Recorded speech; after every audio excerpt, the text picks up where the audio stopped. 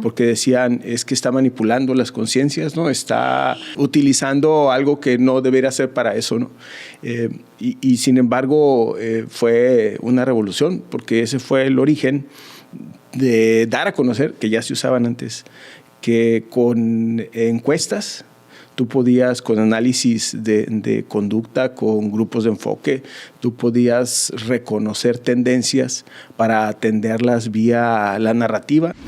Ella nació después de que nosotros teníamos 13 años de casados. ¡Wow! Entonces imagínate que vivimos como un noviazgo de 13 años, ¿no? ¡Claro! Cuando terminé la licenciatura, yo hice todo por conocer dónde estaba la información que había generado el equipo de campañas de Ronald Reagan. No. Sí. Entré a estudiar un poquito por el tema de seguir formándome y un poquito por no perder, digamos, la relación con la universidad. La gran mayoría de ese momento, en esos años, la gente decía, solo loco voto por el PAN. Entonces, pues era la manía. Sí. Rufo, manía. Claro. Y conectó con la gente y un bonito diseño y ¡pum! Prendió como cerillo en cardo seco.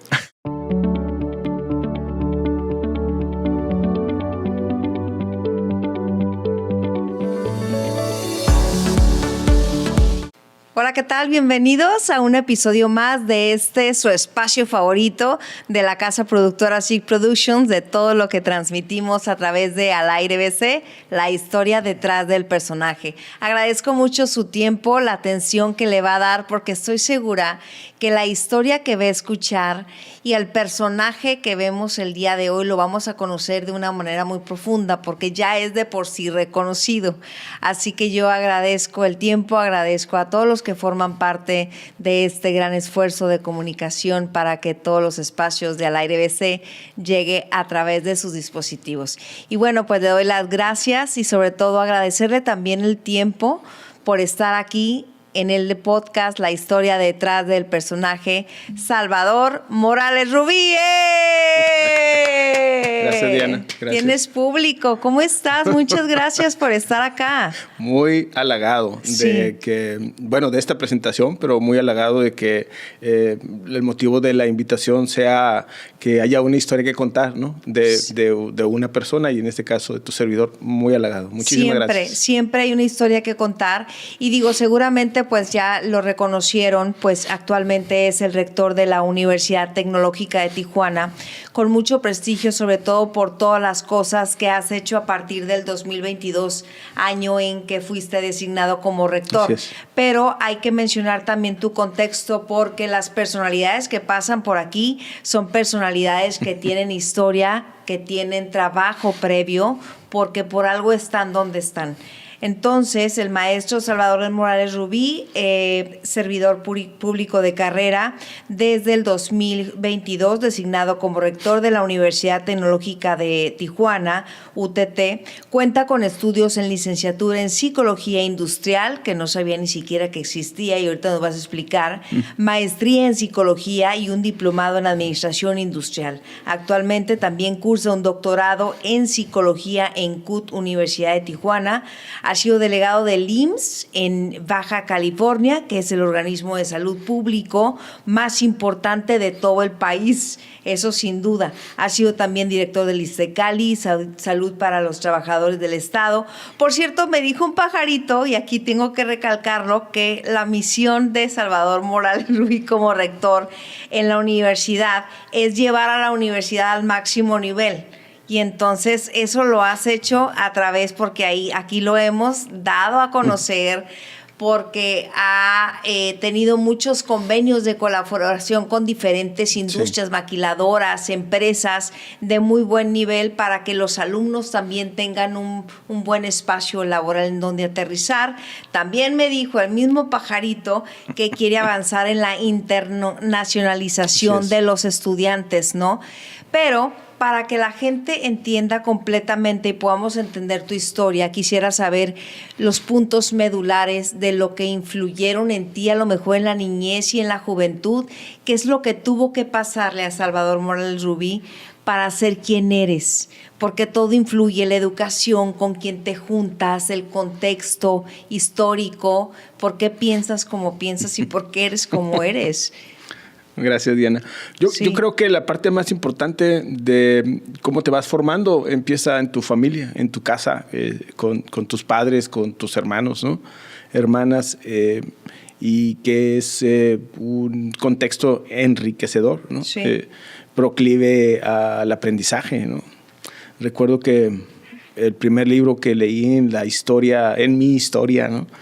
Se llamó 2 años de vacaciones. Sí. Es un libro de Julio Verne, que mi papá llegó con 2 libros, uno para un hermano que tuve en aquellos años, falleció muy joven. Oh, wow, nos dio un libro a él y un libro a mí. Y es el que me tocó porque el otro se llamaba 100,000 leguas de viaje submarino, ¿no? Y a mí me tocó 2 años de vacaciones, ambos de Julio Verne. Y fue el primer libro que leí. Y después mi papá me dijo, mira, ven, a los 2, vengan. Mi papá leía mucho. Era un hombre muy culto, fue un hombre muy culto. Y tenía siempre un libro dispuesto para cuando tú quisieras tomarlo, ¿no? Entonces, entonces estos libros que están aquí, el que quieran, entonces fue de ahí hacia adelante uno y otro, y luego después descubrí que los libros tenían temas, y luego después descubrí que había temas que más me gustaban a mí. Sí. ¿Y cuáles eran esos temas que más te gustaban? En aquellos años me gustaba mucho la aventura, ¿no? Tal vez por el tema del primer libro. Sí, claro, sí. En aquellos años, estoy hablando de tener 10 años, 9 años más o menos por ahí. Muy chiquito, sí, ¿no? Sí, y me gusta mucho la lectura. Hoy tal vez las tendencias modernas hablan de que me gusta mucho la lectura y no necesariamente a través de libros, ¿no? Porque pues leo mucho en mi tablet, ¿no? Libros en mi tablet, escucho libros hoy, ¿no? Audiolibros. Sí, y tal vez ese es el origen de por qué ir buscando cosas. Hacia los años de mi secundaria, empecé con ideas más del orden político. Mi papá siempre fue un hombre político, involucrado en las cosas públicas, ¿no? Sí. Y siempre había lectura política en la casa. ¿Y nada más eran 2 hermanos? No, fuimos 9. ¡Wow! Somos 8. ¿Y cómo era compartir esa mesa con 9? Soy el mayor. Bueno, pues hasta la fecha es una experiencia cada día que tenemos la oportunidad de hacerlo porque nos gusta mucho dialogar, nos gusta mucho compartir ideas, opiniones, nos gusta mucho discutirlas, ¿no? Y no siempre salimos de acuerdo, pero se acaloran las discusiones entre hermanos. A veces, así somos las familias grandes, ¿no? Te podrían decir, pero con mucho cariño, con mucho amor, el que siempre nos hemos tenido. Pues después llegaron los momentos de tomar una decisión vocacional. Yo estudié mi preparatoria en la Lázaro Cárdenas. Sí. Conozco varios compañeros. Me hablaron muy bien de ti, por cierto, que fue como buen compañero de escuela. Gracias. Yo también tengo los mejores recuerdos de esas épocas, ¿no? Es que la preparatoria es, yo creo, ahorita pudieras decir como rector de la universidad, que la universidad es una de las mejores etapas educativas, pero la prepa es la prepa. Para mí me gustó más la secundaria. ¿En serio? Como digamos que el momento más bonito como tal de la formación, porque yo empecé a ser adolescente en la secundaria, ¿no? Como todos, tal vez, ¿no? Pero me gustó mucho mi adolescencia. Sí. A mí fue un momento de descubrir verdaderamente el mundo, ¿no? De saber que tienes capacidades y vas a poder y todo está en que te esfuerces y el camino es tu trabajo, en fin. La preparatoria fue una época de responsabilidades, ¿no? Sí. De saber que estás enfocado hacia algo y de lograrlo. También... ¿Pero siempre fuiste ese líder que has sido? En algunas cosas sí, en algunas otras no. Por ejemplo, yo jugaba fútbol americano y de mi espacio, de mi responsabilidad en el equipo, sí era el líder de la defensiva, pero para el juego, no el líder del equipo en general. O sea, el de una jugada, el del momento. Sí. ¿Te sigue gustando el fútbol americano? Sí, claro, sí, me encanta mucho, sí. Sigo las temporadas, junto con muchos que nos dio mucha tristeza que nos quedáramos sin equipo en San Diego porque se fueron los Chargers. Yo no los seguí a Los Ángeles, entonces hoy no tengo equipo, pero sí veo cómo les va a los Chargers y también me da mucho gusto cuando ganan, así que espero que esta sea una muy buena temporada. Sí. Mi preparatoria fue un momento bien decisivo en mi vida, porque fíjate que con la rigurosidad de la Lázaro Cárdenas en aquellos años y que debe serlo hoy en día, ya hace muchos años que no tengo un contacto cercano, ¿no? con cómo les va a los docentes o a los egresados, pero en aquellos años éramos alumnos muy aplicados, muy metidos a la formación, y en el origen yo quería estudiar ingeniería industrial en aquellos años cuando estaba en la preparatoria. Entonces mi opción técnica fue electrónica. Yo estaba en electrónica y... cuando puedes agarrar las optativas. Así es. Entonces tenía, pues en aquel formato de educación de preparatoria, nos dieron, y hace tantos años, Diana, nos dieron computación, pero era programación de computación, sí. ¿No? Lenguaje de computación, el originalmente básico, ¿no? Sí. Y fue muy bonito que llevaba yo matemáticas, álgebra. Cálculo diferencial integral, trigonometría, o sea... ¿Te gustaba? Mucho. Okay. Y física, por ejemplo, temas selectos de física o biología, o sea, era una formación de ciencias exactas, ¿no? Okay. Cuando iba a entrar a la licenciatura, en lugar de entrar a ingeniería industrial, entré a psicología industrial. ¿Y por qué? O sea, ¿por qué esa combinación? Digo, la psicología, todo el mundo sabemos que, y más ahora, después de la pandemia, creo que todo el mundo enfocamos a irnos adentro, a un viaje a nuestra esencia, a nuestras emociones, a la importancia de ser más fuertes cada vez, pero en ese momento, pues no todo el mundo, no era la carrera más comercial. ¿Qué te gustó de la psicología y cómo es la combinación de la psicología industrial? Fíjate que en aquellos años, ya te conté que mis lecturas eran entre la política y las ciencias, sí, ¿no? Sí. Y la aventura. Entonces, sí. En aquellos años se dio a conocer que un político de primera línea mundial, Ronald Reagan, ajá, había hecho una campaña electoral o había hecho sus campañas electorales con el apoyo de psicólogos, de sociólogos, de gente de estadística, de encuestas, ¿no? De mercadotecnia. Sí.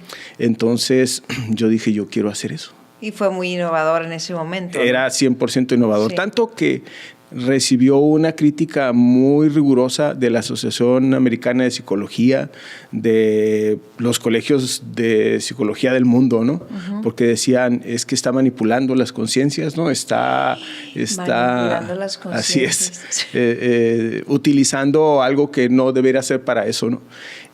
Y sin embargo fue una revolución, porque ese fue el origen de dar a conocer, que ya se usaban antes, que con encuestas tú podías, con análisis de conducta, con grupos de enfoque, tú podías reconocer tendencias para atenderlas vía la narrativa, entonces decíamos el discurso, ¿no?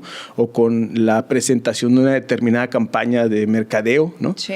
En términos de propaganda política, ¿no? Y eso interesante, pero desde la prepa. Sí. ¿Ya te gustaba eso? Así es. Y entonces, cuando entré a psicología industrial, yo descubrí que la psicología, hoy se llama psicología organizacional. El nombre lo mutaron, digamos, hacia términos más entendibles, más generales. Qué bueno, porque sí, yo no entendía psicología industrial. Es psicología organizacional. Pero buena. Sí, bueno, creo que es la aplicación práctica más de nuestro día a día de la psicología, porque está en cualquier espacio de laboral, por ejemplo, o está en cualquier organización que tenga que ver con 2 o 3 seres humanos queriéndose poner a resolver algo juntos, ¿no? Sí, entonces, y también tiene el objetivo la psicología organizacional o industrial en ese caso, para tener mejores rendimientos en las organizaciones. Sí. ¿Ese era el objetivo final? Sí, bueno, son campos de aplicación. Okay. Uno de ellos es el que estás comentando, que tiene que ver con cómo en el espacio laboral 100% puedes hacer más eficiente un espacio o las conductas o los comportamientos o la organización, ese como tal. Pero no solamente se queda en eso, también en la toma de decisiones corporativas o en el diseño de estrategias y campañas para recibir, captar prospectos.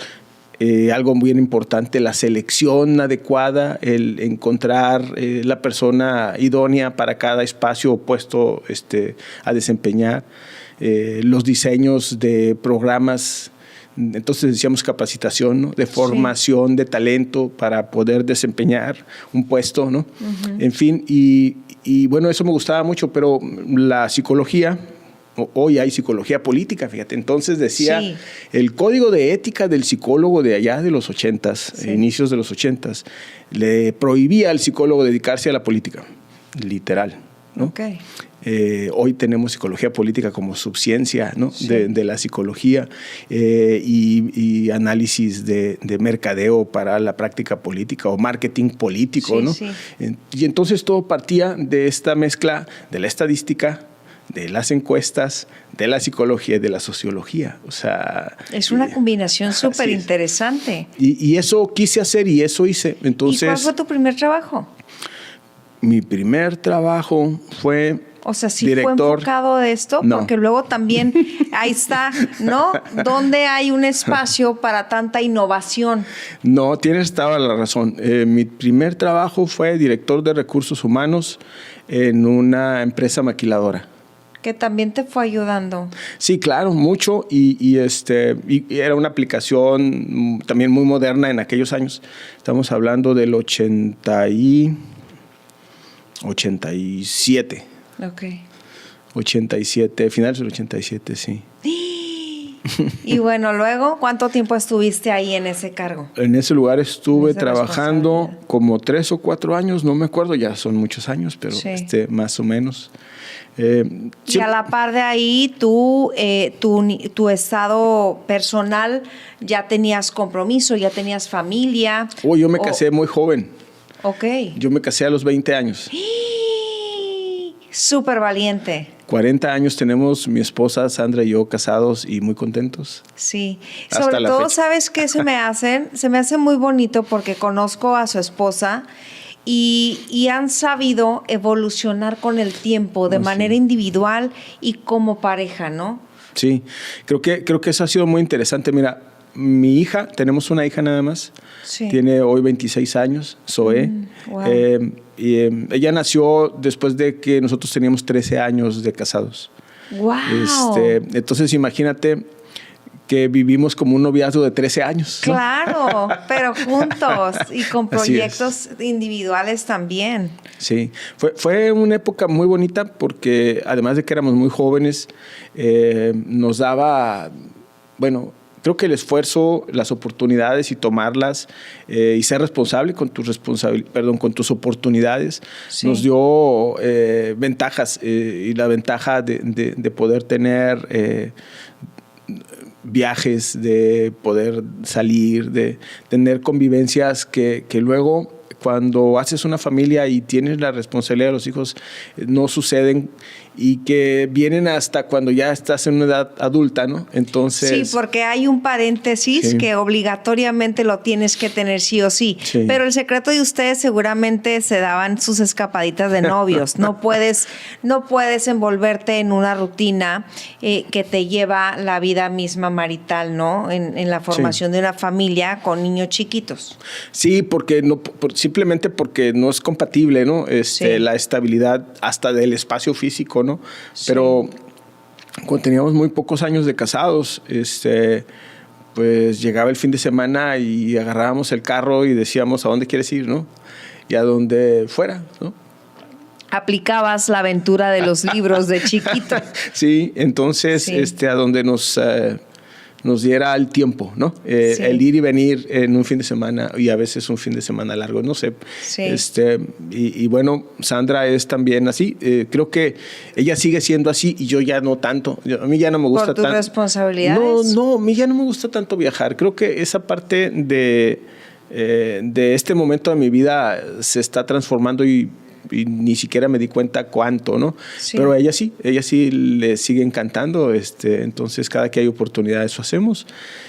Y si no, ella viaja con mi hija, entonces, pues, pero... Se han sabido también adaptar a los cambios en los gustos. Pero yo no digo un viaje así como que, ay, vamos a otro país o otro continente, que sí, bueno, también cuando se puede eso. No, o sea, vamos a Santa Rosalía y regresamos, o ¿qué tal si vamos a conocer, no sé, algún espacio de Arizona o sí, cerca en carretera. Sí, ya ha disminuido un poquito. San Luis Río Colorado, que nunca hemos ido, y sí, cosas sí. así, ¿no? Sí. Ay, pues qué padre, la verdad, qué padre. Y entonces, o sea, tú seguías en lo industrial y en qué momento cambias completamente, que me imagino que para el tema político, ¿no? Ya de un servidor público, uno, convencerte de entrar. Dos, con qué equipos entrar. Y tres, pues aplicar todos los conocimientos adquiridos, ¿no? Todas las ideas acumuladas. Y luego, ¿cómo fue tu experiencia de que, pum, entras y realmente no puedes hacer todo, ni todo al mismo tiempo, ni cambiar todo como una varita mágica, ¿no? Fíjate, tienes toda la razón. Yo siempre, desde la licenciatura y más atrás, y entre el gusto por leer, pero también es como por descubrir, encontrar la información o el conocimiento o hasta desarrollarlo porque tienes una información que cruza con otra o que encaja con otra y entonces eso te hace descubrir algo, ¿no? Siempre lo he tenido y hasta la fecha es algo que me gusta mucho hacer, a veces por obligación, porque tiene que ver con el trabajo, y a veces por hobby, porque es algún tema que te atrae, ¿no? Pero entonces, cuando terminé la licenciatura, yo hice todo por conocer dónde estaba la información que había generado el equipo de campañas de Ronald Reagan. No. Sí. O sea, ¿y a dónde fuiste? Pues a las universidades en Estados Unidos. Se escribía poco, pero había, ¿no? Entonces hice por conocer de qué se trataba y cuáles eran las aplicaciones. Entonces me puse mucho a estudiar eso. Descubrí todo un mundo que estaba desarrollándose y bueno, entré a estudiar un poquito por el tema de seguir formándome y un poquito por no perder, digamos, la relación con la universidad, pero estudié hice 2 diplomados, uno en administración industrial y uno en recursos humanos, ¿no? Sí. Que tenían que ver con que quería tener mejores espacios y lograr también mejores ingresos, ¿no? Económicos en donde trabajaba. Pero entre ese gusto y el estudio y la inquietud y el gusto por la política, llegó 1988 a Baja California. Sí, histórico. Sí, y en 1988 se hizo todo un movimiento de jóvenes que creíamos que el país podía cambiar. Sí. Creo que ese fue después de 1968, cuando a partir de jóvenes estudiantes se intentó y se reprimió de manera violenta a los jóvenes que querían transformar el país hacia la democracia, ¿no? Después llegó 1988, o sea, fíjate, son 20 años después. Entonces yo era un joven de esas épocas. Y aunque la militancia activa partidista no estaba en el partido que llevaba la oportunidad de la transformación, porque entonces estábamos hablando de una coalición, ¿no? Con Cuauhtémoc Cárdenas, ¿no? Sí. Y yo había estado participando en las Juventudes de Acción Nacional, ¿no? Porque mi padre había sido siempre parte de Acción Nacional. Sí. Pero nos invitaron a hacer cosas y participar. y creímos que se podía, ¿no? En esta coalición. Pues yo no tuve una participación activa, simplemente estar en algunas organizaciones de cosas y manifestar y pensar y decir, ¿no?, lo que pensabas, y comprometerte y bueno, votar. Y Baja California, junto con otros, no recuerdo en este momento si 4 estados más del país, no quedó otra más que reconocer que el PRI había perdido, ¿no? Sí. Y que había ganado Cuauhtémoc Cárdenas. Y que abrió las puertas a una libertad, a grandes oportunidades y a una nueva historia del país, ¿no? Que debo reconocer que los liderazgos de esos años, los liderazgos de oposición de esos años, Pablo Emilio Madero estaba de candidato del PAN, ¿no?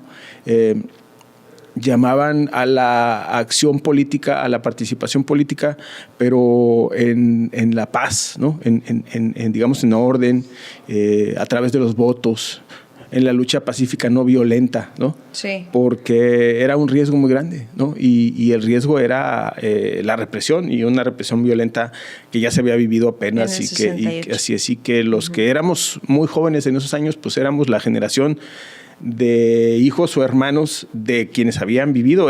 Había demasiado, estaba muy fresco digamos, el recuerdo y hasta el inconsciente, ¿no?, colectivo de lo que había sucedido. Entonces, el llamado a la participación activa pacífica, creo que era el gran secreto, y también el de decir, pues, no hay que perder la esperanza, esto es un proceso y un movimiento, ¿no? Y sobre todo de un perfil, no sé si tú estarás de acuerdo conmigo o si yo estoy en lo cierto, de un perfil de manifestantes con mucha preparación, con mucha academia, con mucha conciencia. También más que el grosor de los que parecían rebeldes y porros que les decían del 68, ¿no? Era otro perfil. Había como un compromiso muy fuerte de involucrarte, ¿no?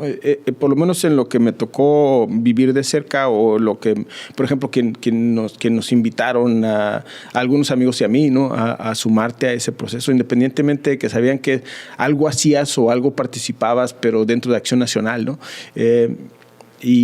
Pero había una conciencia o una visión de conciencia en cuanto a tu obligación de hacer algo por el estado de cosas, ¿no? Y que el estado de cosas actual era necesario transformar. Entonces,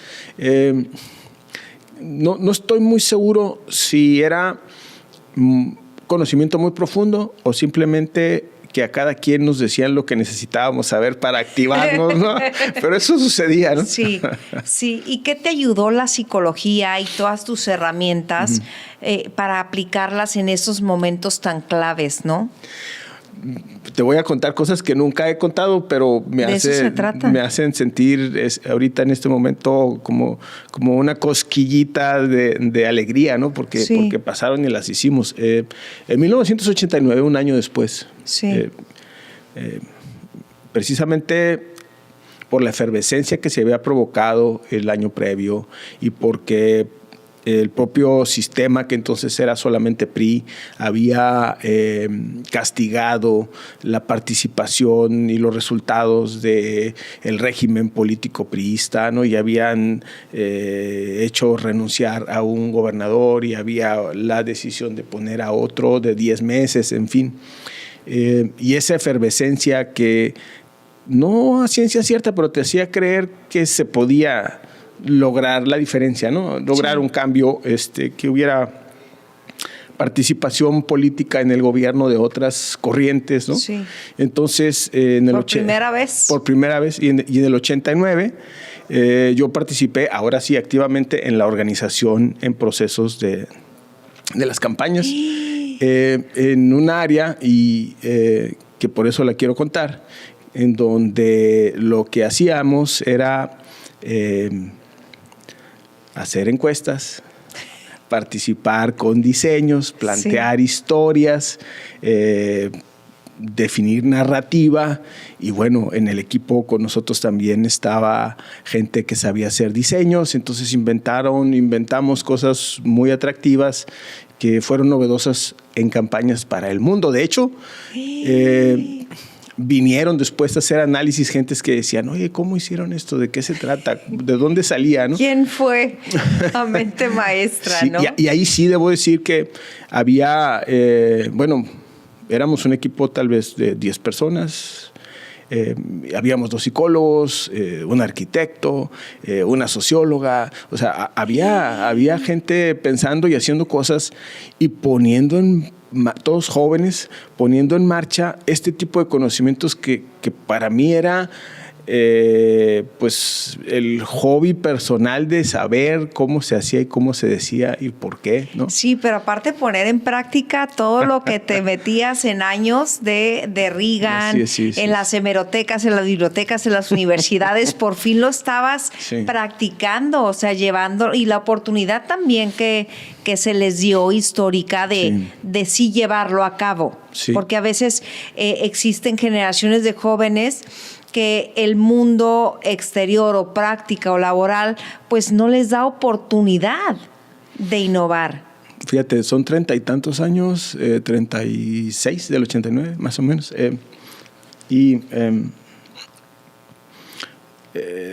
no sé, para quienes recuerdan o no, quienes son de mi generación, seguramente sí, algunos sí lo leyeron y quienes no saben.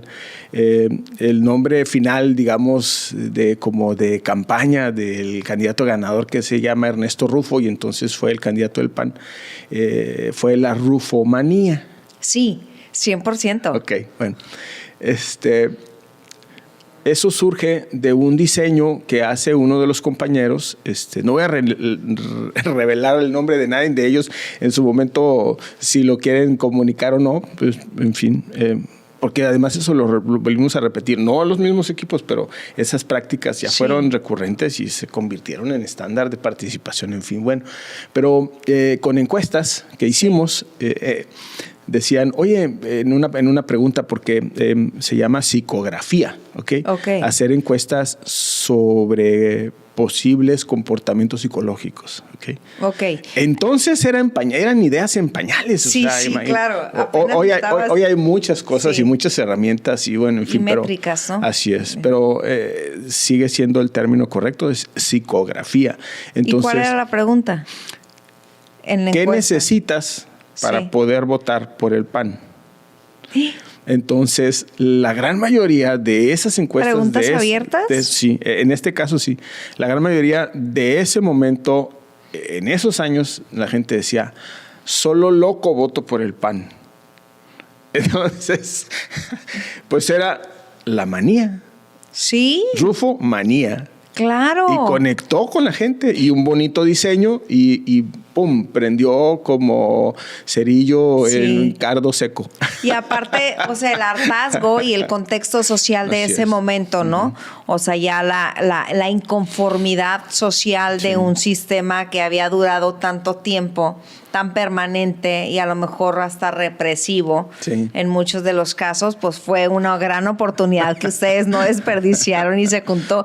Es que yo no sé si vamos a preguntarle tanto a producción como a Luis en la Secretaría Técnica cuánto tiempo tenemos, porque yo ni siquiera un par de capítulos. Yo ni siquiera me he enfocado a este gran reto que también no puedo dejar de mencionar, que fue cuando ya con toda tu experiencia, con toda tu madurez política, con toda tu capacidad también de liderazgo, estuviste al frente de uno de los organismos públicos de salud más importantes de México en ese momento, pero con tantos retos y adversidades históricas, ¿no?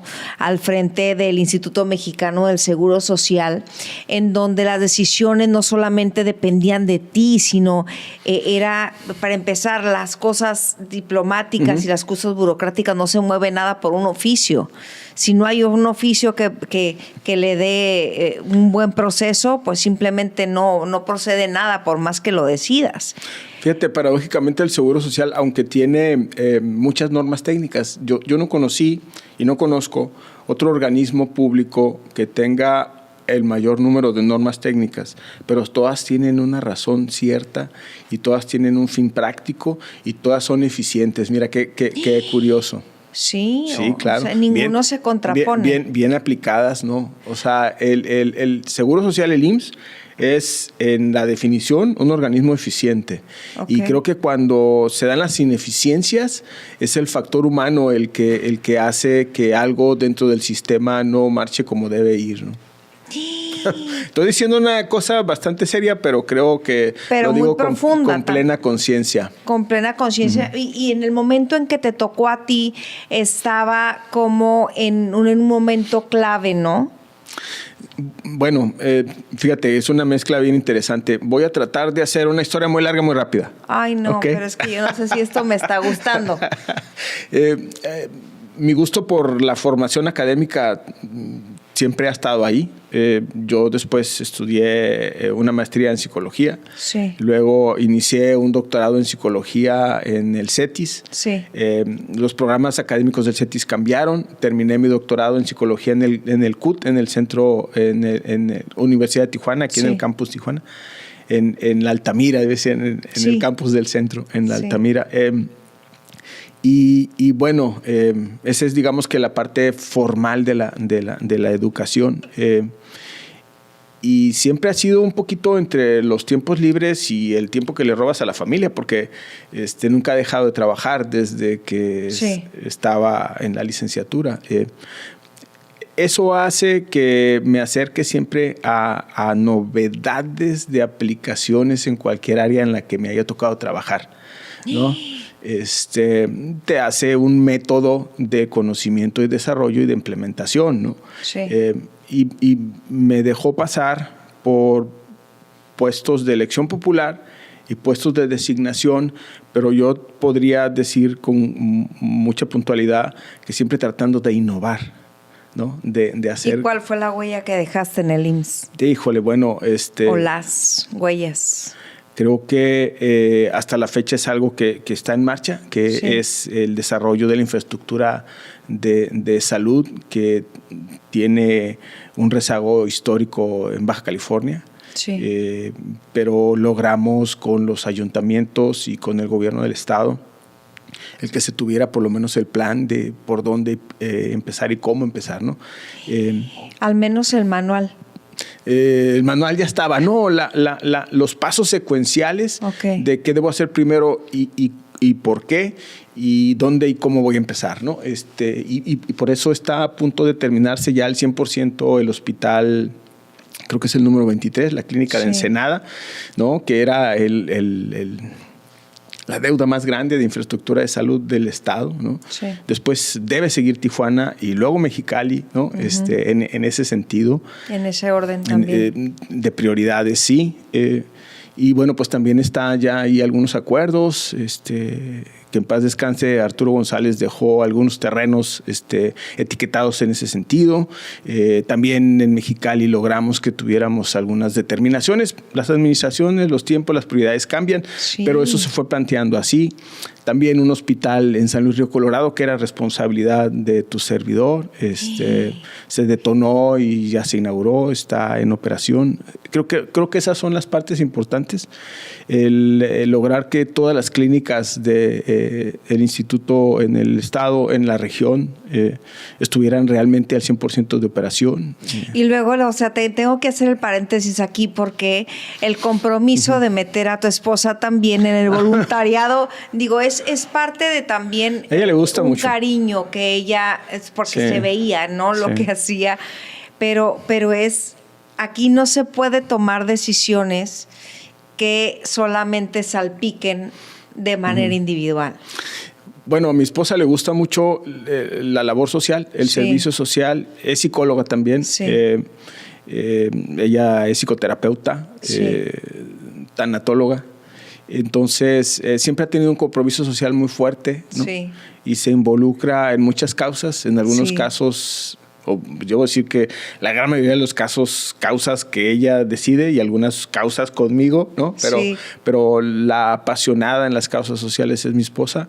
Pero cuando estuve en el Seguro Social hay una estructura que se llama el voluntariado nacional, ¿no? Así como tal, que tal vez es la herencia de otros momentos y de otras organizaciones de gobierno, pero que en el IMSS tiene una razón de ser, sí, y que aporta mucho porque hay un asistencialismo que te da la propia institución. Y luego las carencias, pues, en fin, no nada más las carencias de la institución, las carencias inclusive de los asegurados, de los pacientes. En fin, hay que recordar que sí, el trabajador que tiene derecho al seguro social, pues hay de todos los niveles socioeconómicos, ¿verdad? Sí. Y en algunas ocasiones van y llevan a su paciente, a su familiar y pues sacrifican todo, hasta el trabajo, ¿no? Entonces, por estar con su paciente. Entonces, muchas cosas se lograron hacer con la convicción de mi esposa de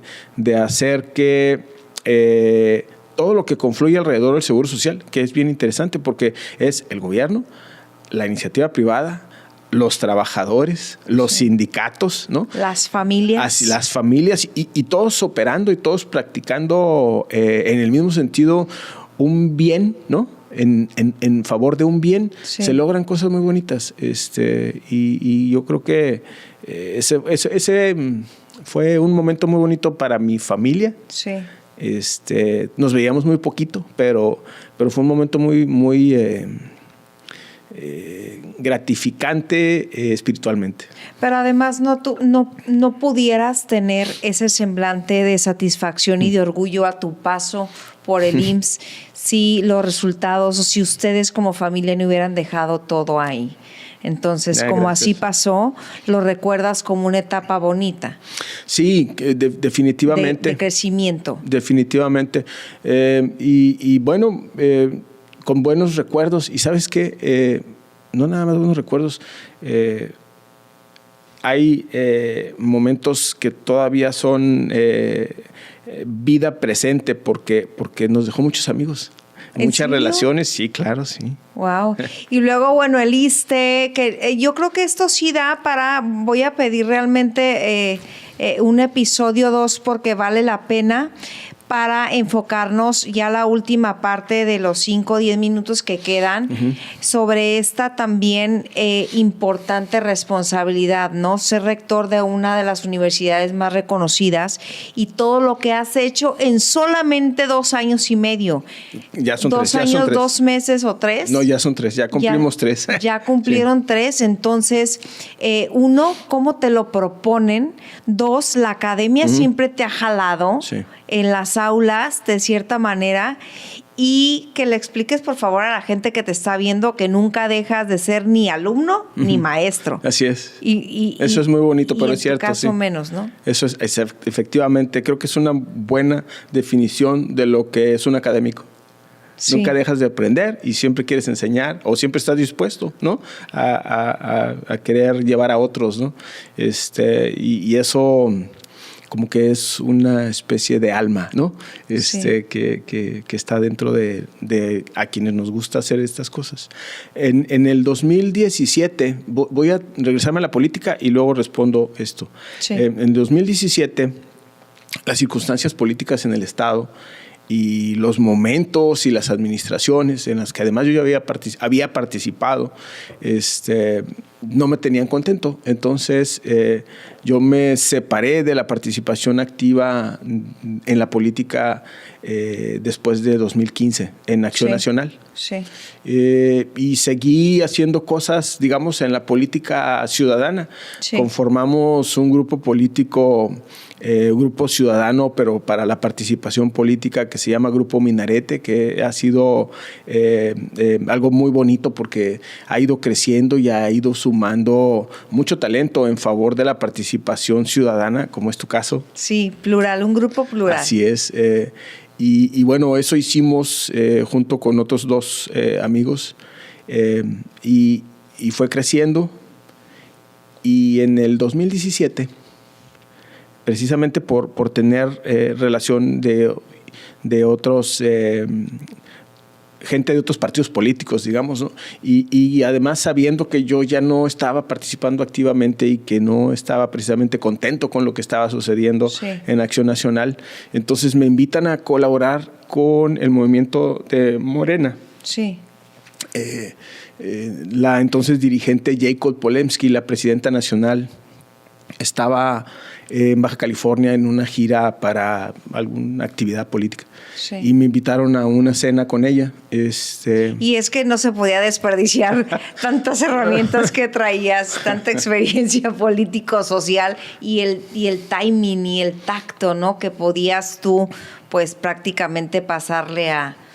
Pues fue en octubre del 2017, octubre, y luego después en noviembre o diciembre, no recuerdo exactamente. Sí. Pero tuve un par de encuentros con la presidenta de Morena y con el equipo de Morena en Baja California, y me invitaron a participar. Y en febrero del 2018... Sí. Abierta y formalmente pasé a ser parte de Morena dentro de la organización de la campaña de Andrés Manuel López Obrador para Baja California. Yo era el vicecoordinador general de la campaña de Morena de López Obrador, del entonces candidato a senador Jaime Bonilla. En el estado. En el estado, ¿no? Uh-huh. Y bueno, los resultados ya los conoce todo el mundo. Y cuando terminó las campañas y se reconocieron los triunfos, me invitaron a participar en el Seguro Social, porque yo debo recordar que como psicólogo, además yo había tenido ya la experiencia de ser director general del ISSSTECALI. Sí. Pues la psicología es parte de las ciencias de la salud, ¿no? Sí. Y entonces me invitaron a participar en la administración pública en el Seguro Social, cosa que me llenó de alegría porque me dio una oportunidad de dar buenos resultados y de servir a mi entidad desde ese espacio. Cuando terminó esa responsabilidad que termina porque hay un cambio de política nacional en donde solo los médicos o enfermeras, ¿no? Enfermeros, sí, pueden tener las delegaciones, ¿no? Uh-huh. Y aspirar mediante examen de oposición. Sí. Entonces me invitaron a participar en el Seguro Social en Ciudad de México. Yo no me quise ir. Me quedé en Baja California. Y bueno, entre otra cosa, llegó otra campaña. ¿Recuerdas que entre el 18, uh-huh, luego tuvimos el 19, otra elección? Sí. ¿No? Porque tuvimos el empate de elecciones nacionales, en fin. Y cuando viene el relevo del gobernador Bonilla, sí, Marina del Pilar me invitó a coordinar su campaña, y entonces coordiné la campaña para la zona costa. Y al final... Pero es que lo dice así nomás porque faltan 3 minutos, pero no es cosa menor. O sea, me encantaría... Estamos haciendo un resumen apretado. A pasar uno nuevo. Sí, sí. Bueno, pero entonces, cuando viene la integración del gobierno de la gobernadora Marina del Pilar, me invitó a ser parte de su equipo de asesores. Así inicié en ese gobierno y yo estaba muy contento. Porque estábamos haciendo muchas cosas de innovación, ¿no? Sí. Entonces, coordinador de gabinete, hoy es el secretario de gobierno. Sí. En el gobierno de Marina, Alfredo Álvarez, éramos parte de ese equipo. Sí. Y entonces un día me dice, oye, dice la gobernadora que si puedes hacerte cargo de la rectoría de la Universidad Tecnológica de Tijuana. Y yo le dije, pero yo nunca he estado en educación. Pero siempre vinculado. Y me dice, pero ¿cómo no, hombre? Así un poquito como en el comentario que tú hiciste, ¿no? Sí, no te has ido, más bien. Yo me refería a que nunca me había tocado ser parte de la organización de gobierno que lleva la responsabilidad de la educación, sí, ¿no? Que en todos espacios siempre hay un nivel de especialidad, ¿no? Entonces me dice, bueno, pero no es algo que desconozcas, el servicio público. Acepté. Sí. Y bueno, así han pasado 3 años. Creo que el gran reto de la Universidad Tecnológica de Tijuana era un paso muy importante que tenía que dar. Tiene 27 años a este 2025 la universidad. tenía que consolidarse como una de las instituciones educativas más importantes de nuestra región.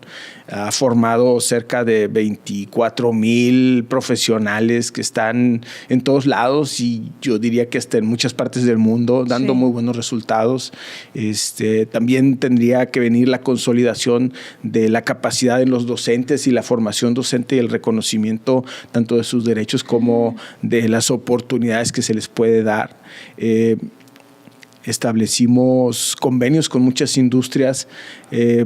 Hay algunas que han estado todos los 27 años de la universidad y otras que hemos invitado a participar, pero creo que el proyecto de consolidar la academia de la Universidad Tecnológica de Tijuana pasa por un momento estratégico muy bonito que le está sucediendo a Baja California, y es el reconocimiento de que la tecnología, que es el punto medular en el desarrollo industrial, pasa por las universidades y no por otra parte. Entonces, nos estamos poniendo en ese track junto con las universidades más importantes. Se ha convocado a todas, pero creo que las que han acudido se han dado cuenta de que este gobierno busca el desarrollo económico industrial en particular, pero el desarrollo económico en general, de la mano de los procesos de formación de talento, dirían en la industria o en el sector económico, pero de la formación académica de sus ciudadanos. Y entonces muy contentos porque nos está tocando hacer algo que nos gusta mucho hacer, que es desarrollar el potencial de las personas, reconocer las oportunidades político-económicas, liderar equipos para lograr resultados. Y bueno, fíjate que hace muchos años, muchos años, cuando alguien me decía, oye, vas a dar clases. Y yo di clases hace muchos años y dejé de dar clases. ¿Vas a dar clases? No, ya no. ¿Por qué? Porque yo voy a volver a dar clases cuando tenga algo que contar y seguramente va a ser cuando ya esté viejo. Bueno, pues tengo algo que contar y estoy dando clases. Pero no quiero que se termine eso así. Más bien me quiero enfocar a que qué importante la visión del liderazgo de quien encabeza los esfuerzos de una universidad, que no hay desarrollo económico para una región o no se entiende el desarrollo si las autoridades, si la sociedad y si el colectivo en general, pues no le da importancia precisamente a esa formación. Fíjate, y espacios del talento. Tienes toda la razón.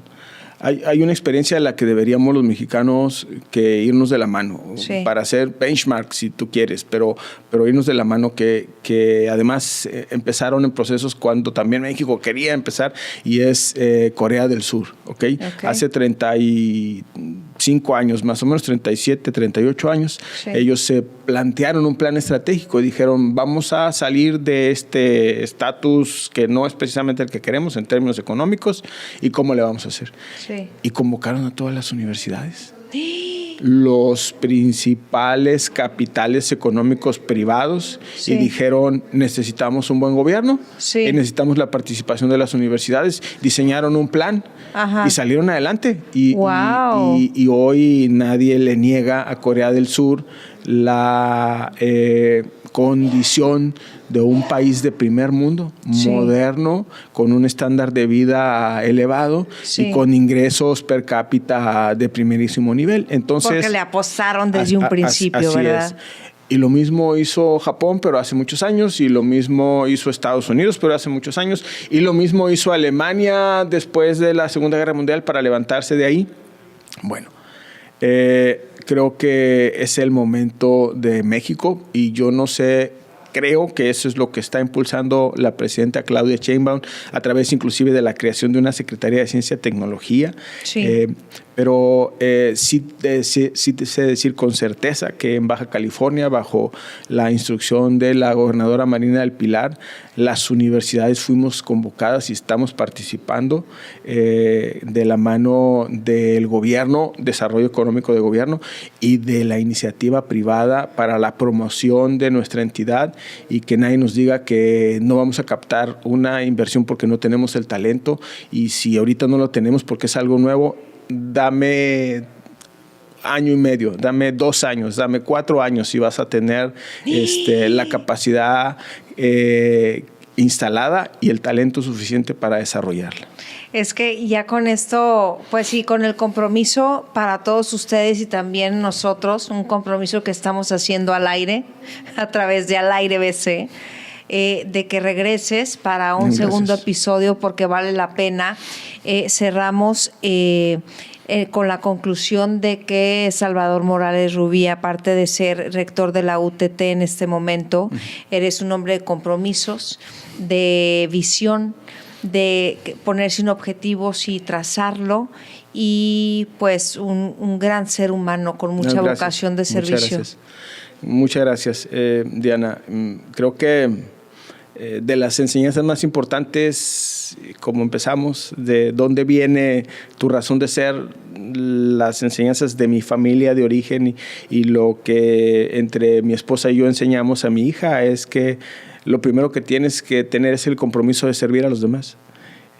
A través de la oportunidad que tienes en manos. O sea, sí, no esperar a ver cómo le hacemos, sino en este momento, cómo lo logras, ¿no? Y estar dispuesto a hacerlo. Y la educación superior, que es el espacio en el que hoy estoy, es un espacio trascendente en donde siembras futuro. Oye, ¿te está gustando ser rector? ¿Cuál es?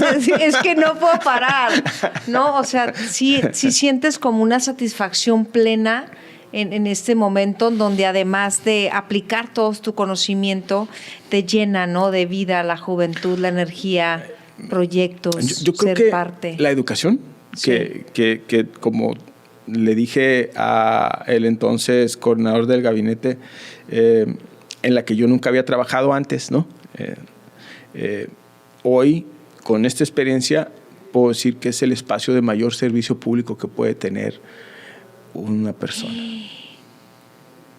Gran final, gran frase final, porque esto es un mensaje entonces para los gobernantes, para que apostándole a la educación, sí, ¿verdad?, podemos tener una mejor región, un mejor ciudad, un mejor ciudadanos en general. Pues muchísimas gracias, sí, Salvador Morales Rubí, por ser tan generoso, ¿no?, de abrir tus experiencias, las cosas que te han marcado a estar en donde estás. Muchísimas gracias. No sé si fue generosidad o tus preguntas, o ambas, pero muchas gracias. A meternos al fondo, y nos faltó poquito porque nos faltó tiempo. Esto fue la historia detrás del personaje con Salvador Morales Rubí, rector de la Universidad Tecnológica de Tijuana. Muchísimas gracias por su atención. Nos vemos en el próximo episodio de la historia detrás del personaje.